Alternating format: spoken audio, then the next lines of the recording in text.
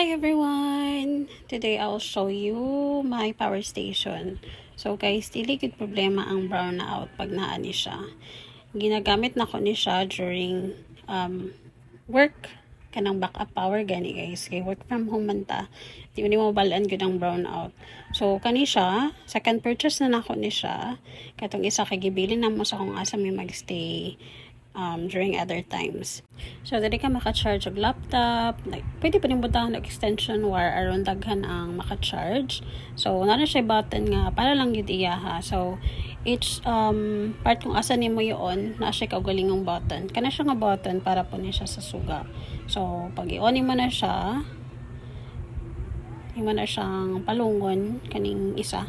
So, i-on na mo siya and then pag turn na nimo sige na dahil sa kilid.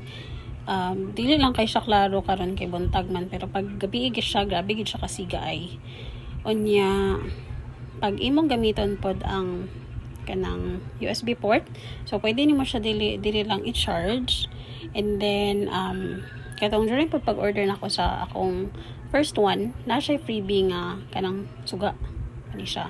So, siya saksakan, pwede rin mo siya ibutang dira. Grabe siya ka-handy. Kana ganing mag-picnic mo guys, nya walay suga. Kana pwede nimo siya dalhon, kay grabe man siya ka-handy good gamay ra kay ni siya.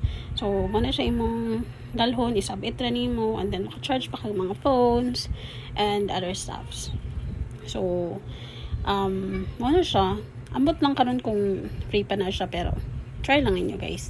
Onya, naapod ni siya kanang other option sa pag-charge. Pwede electricity, kana siya nga button. And then, ang isa is solar. So, mo din ni ihang charger. Kani siya. Kani yung charger. Of course, free na siya. And then, mo ni iyang solar panel. So, na yung mga days nga kana ganing bagyo. Tapos, pila ka adlaw. Di mo makuanan nga.